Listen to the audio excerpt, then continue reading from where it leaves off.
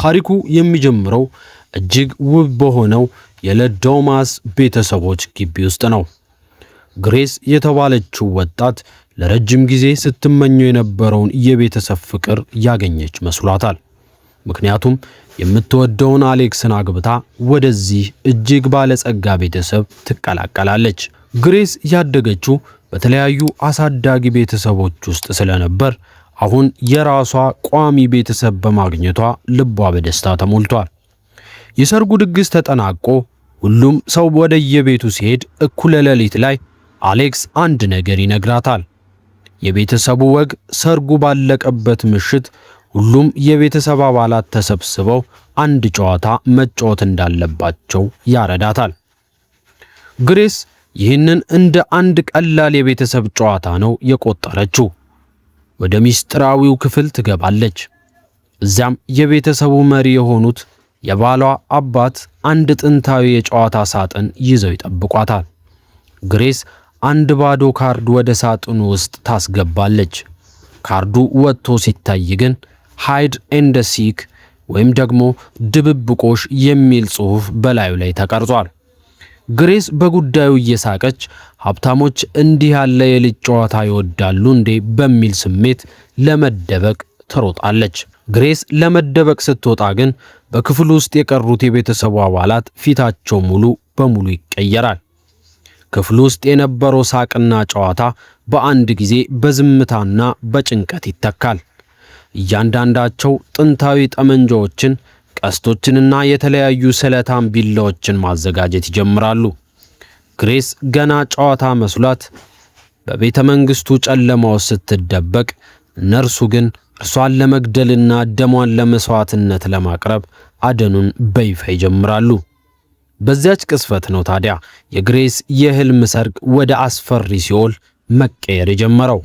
ግሬስ ጨዋታውን እንደ ቀልድ በመቁጠር በቤተ መንግስቱ ውስጥ ወደሚገኝ አንድ ትልቅ የምግብ ማብሰያ ክፍል ውስጥ ገብታ ትደበቃለች።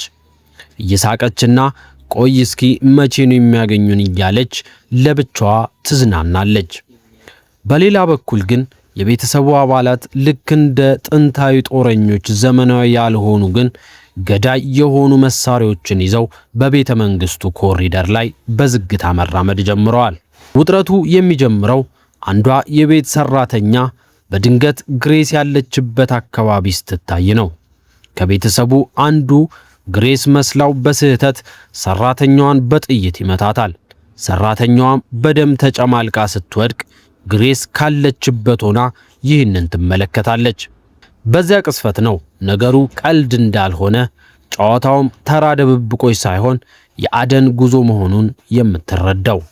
ግሬስ በፍርሃት እየተንቀጠቀጠች ከተደበቀችበት ወጥታ ማምለጥ ትጀምራለች።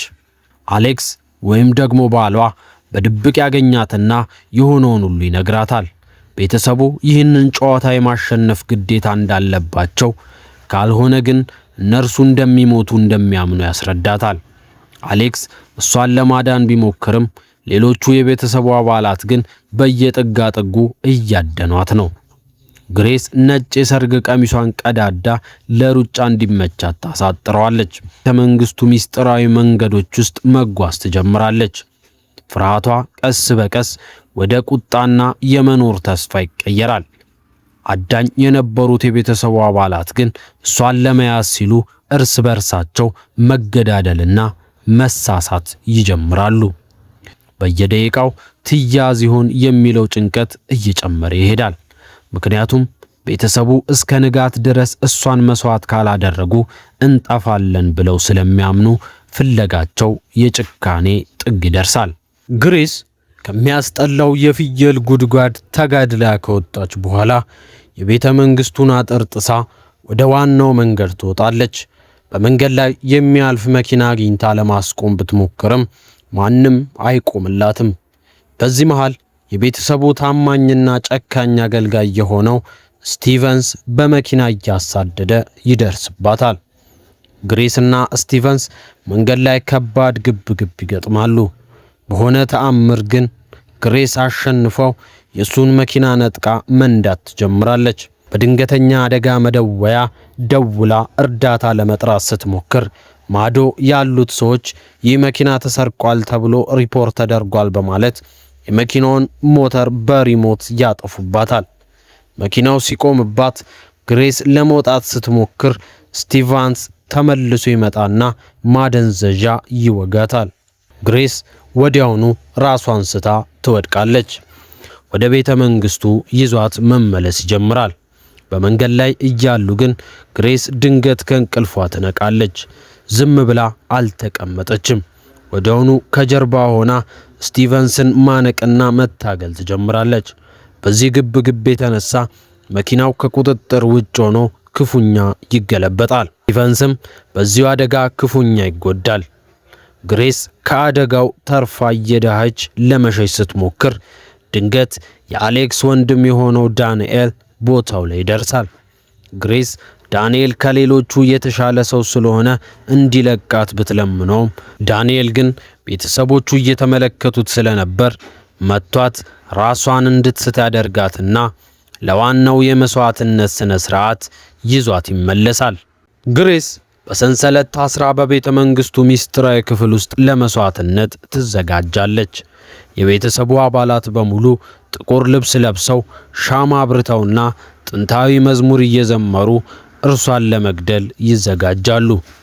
የቤተሰቡ መሪ የሆነው አባቱ ቢላውን አንስቶ ወደ ግሬስ ሲጠጋ አሌክስ በድንገት ሐሳቡን ቀይሮ አባቱን በመምታት ግሬስን ለማዳን ይሞክራል። በዚህ መሃል ትልቅ ግርግር ይፈጠራል። ግሬስ አምልጣ ስትሮጥ በአጋጣሚ የቤተሰቡን አባላት እርስ በርስ እንዲጋጩ ታደርጋቸዋለች። አንዳንዶቹ በራሳቸው ስህተት ይሞታሉ፣ ሌሎቹ ደግሞ ግሬስ በወሰደችው እርምጃ ይቆስላሉ። ነገር ግን ትልቁ ድንጋጤ የሚመጣው ንጋት ሲቃረብ ነው። ቤተሰቡ ግሬስን በጊዜው መግደል ባለመቻላቸው አሁን ቤተሰባችን በሙሉ ሊጠፋ ነው ብለው በፍርሃት ይርዳሉ። ፀሐይ ቀስ በቀስ ስትወጣ ሁሉም ሰው በዝምታ ሞቱን ይጠባበቃል። መጀመሪያ ላይ ምንም ነገር አይፈጠርም። የቤተሰቡ አባላት ለካ ያ ሁሉ የቃል ኪዳን ታሪክ ውሸት ነበር፣ በከንቱ ነው ስንገዳደል የቆየ ነው ብሎ መሳቅ ሲጀምር ልክ እንደ ቦምብ ይፈነዳል። እያንዳንዱ የቤተሰቡ አባል አንድ በአንድ እየፈነዱ ክፍሉን በደም ያጨማልቁታል።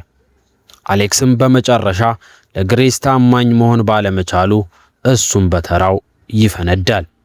ግሬስ ብቻዋን በደምና በጭስ በተሞላው ክፍል ውስጥ ትቀራለች። ቤተ መንግስቱ መቃጠል ይጀምራል።